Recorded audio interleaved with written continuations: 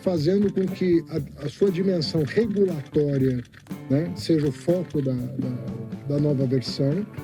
Então o ministro está admitindo que não era regulatório, que era tudo arrecadatório. Acho legal. Eu gosto da sinceridade.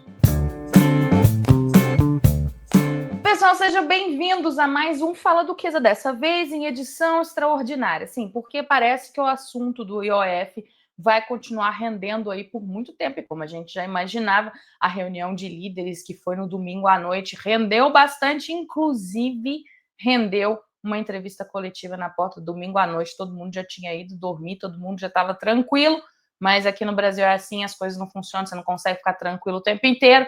Vamos ver o que aconteceu nessa coletiva, vamos fazer um react aqui completamente excepcional para o seu Fala Duquesa. Vamos ver o que eles decidiram nessa confusão toda. Solta o vídeo para a gente. Histórica, uma reunião muito importante, porque foi uma reunião conjunta. É a primeira vez que eu participo de uma reunião conjunta das duas casas, com os principais líderes das duas casas. Uma reunião muito aberta, muito franca, muito produtiva e com um grau de maturidade muito grande para enfrentar os temas que estão colocados. Achei curiosíssimo, porque essa história do Congresso estar contra aumentos de IOF tirados completamente do nada é uma novidade aqui no Brasil. Porque desde quando, por exemplo, a presidente Dilma Rousseff era uma que gostava bastante de lançar a mão desse tipo de aumento de IOF.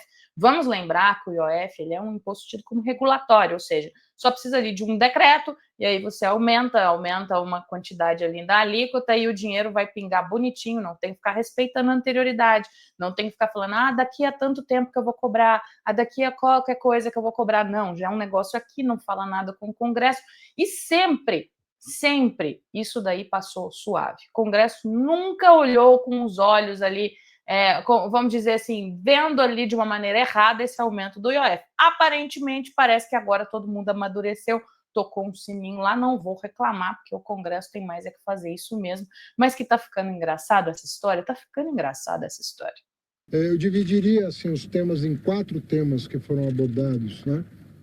2 deles conjugados, que é uma medida que vai ser tomada, uma medida provisória, que vai disciplinar determinadas matérias em torno da questão da arrecadação.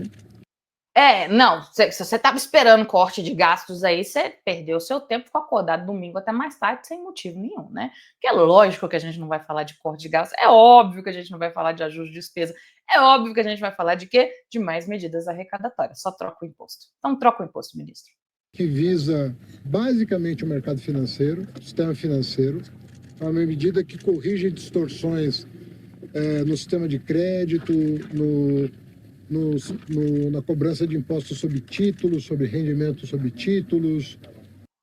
Você já aprendeu aqui na coluna. Falou em correção de distorção, o que significa? Falou em equalização, o que significa? Significa que vai ter gente pagando mais imposto. Eles usam esses nomes bonitos que é para ver se tentam enganar a gente. Mas eu acho que a gente já passou dessa fase aqui na nossa relação. E temas afins, né? Inclusive vai entrar um aspecto que nós vamos explicar amanhã com mais vagar na questão das bets, né? Nós vamos apresentar os primeiros dados coletados da regulamentação das bets, apresentar para o país o tamanho desse mercado, como é que ele está organizado. Acho que não tem ninguém contra a tributação de bets, exceto os próprios parlamentares. Aí você pega a sua pipoca para acompanhar.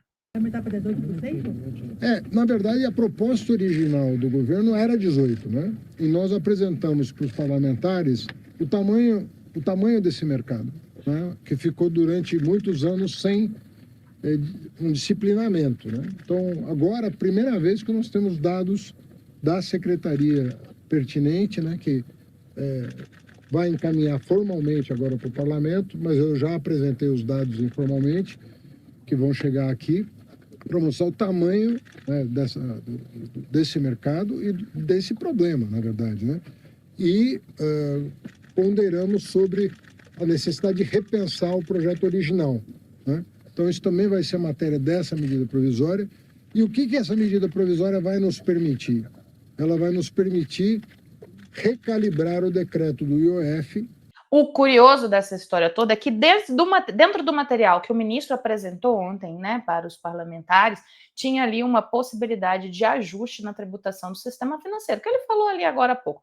O curioso é que alguém precisa avisar o deputado Arthur Lira, que estão querendo pegar o dinheiro que ele já tinha separado para compensar a isenção dos R$ 5.000 do imposto de renda, que é justamente o aumento da CSLL dos bancos. Então, se ficarem usando o mesmo dinheiro, e aí eu faço aqui uma analogia bem tranquila, que é o pessoal que fala, vou fazer tudo com o meu 13º, aí eu vou viajar, vou pagar IPVA, vou pagar IPTU, e no final das contas a gente sabe que o dinheiro é um só e não vai dar.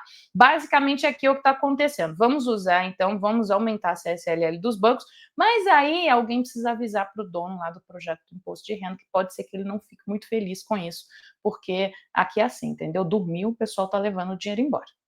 Fazendo com que a sua dimensão regulatória, né, seja o foco da nova versão.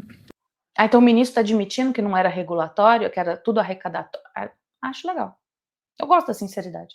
Né, e nós possamos reduzir as alíquotas previstas no decreto original. Isso porque era um decreto 100% pensado, calibrado, né, tudo isso que a gente ouviu na coletiva, né? Meia-noite era tudo isso, né, 11h59, era um decreto calibrado, decreto isso, decreto aquilo. Meia-noite, não, esquece o que eu falei. Que vai ser reformado conjuntamente. Por isso que eu falei que são dois temas que vão ser tratados juntos, porque por lei eu preciso dessa compensação, eu preciso dessas medidas compensatórias para manter o ritmo de cumprimento das obrigações.